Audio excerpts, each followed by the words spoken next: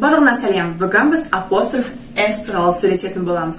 Апостроф S-тің негізгі екі функциясы бар. Біріншісі ол етістіктерді қысқарту кезінде, екіншісі бір заттың біреуге тиесілі болғанында.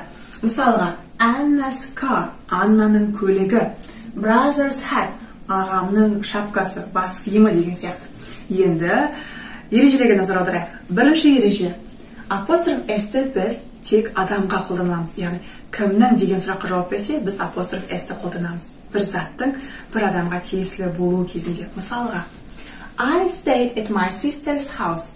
Мен әпкемнің үйінде қалдым. Бұнда sister апостроф S бұл сонда әпкемнің деген сөз, ілік септігінің сөзі болып табылады. Are you going to James' party? Сен Джеймстің кешіне барасың ба? Барайын деп жатырсың ба? Деп тұр. Джеймстің. Мұнда кімнің, ненің деген сұраққа жауап береді. Екіншісі, апостроф S without a noun. Апостроф S-тен кейін біз зат есім қоймасақ та болады, егер ол қайталанса. Мысалға, Myra's hair is longer than Айдана's. Майраның шашы Айдананың шашына қарағанда ұзынырақ. Мұнда Айдана's hair деп қайталап жазуға да болады, бірақ жазбасаңыз да ол дұрыс болып саналады. Екінші мысал, Whose umbrella is this? It's my mother's. Мына қолшатыр кімніңкі? Бұл менің анамныңкі. Сіз анамның қолшатыры деп жазсаңыз да болады, бірақ жазбасаңыз да ол дұрыс болып саналады. Екінші ереже, Friends and friends.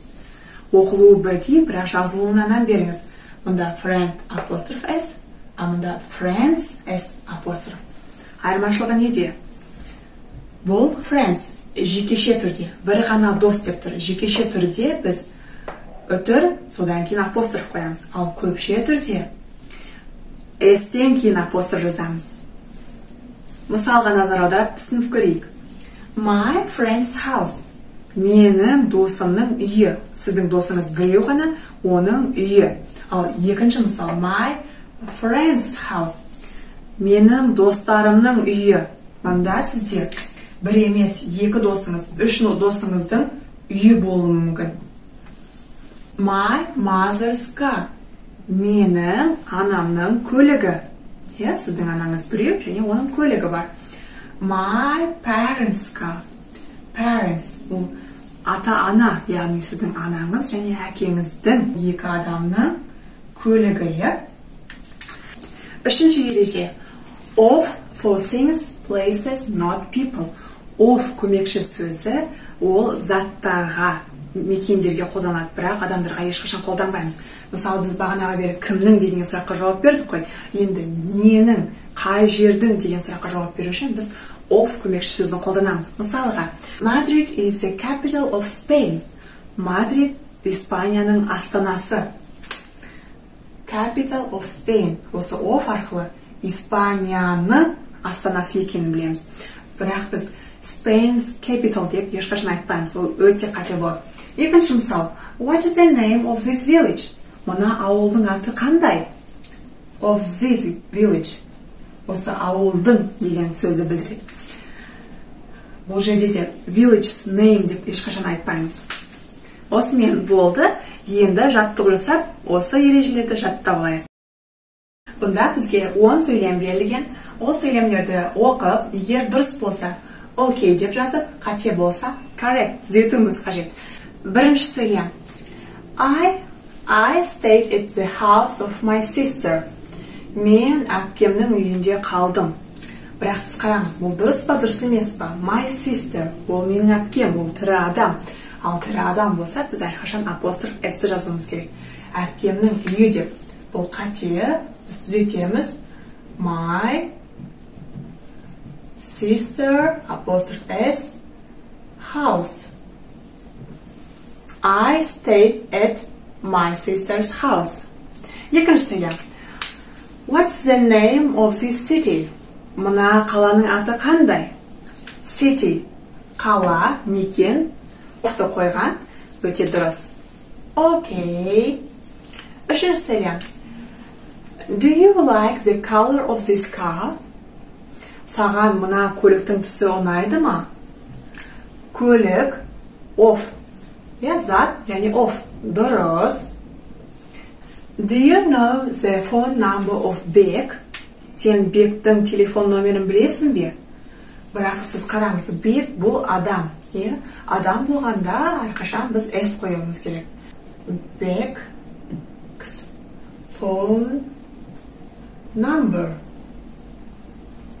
Do you know Beck's phone number? Осылай дұрыс. The job of my brother is very interesting. Менің ағамның жұмысы өте қызықты. Бірақ мұнда менің ағам, ол адам, тірі жан болғандықтан біз of'ты қоймаймыз. My brother's job. Менің ағамның жұмысы деп айтуымыз керек, My brother's job is very interesting. Write your name at the top of the page. Өзіңнің аты жөніңді мына беттің жоғар жағына жаз, үстіне жаз деп тұр.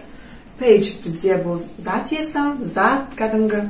Сол себепті де бұл өте дұрыс. For me, the morning is the best part of the day.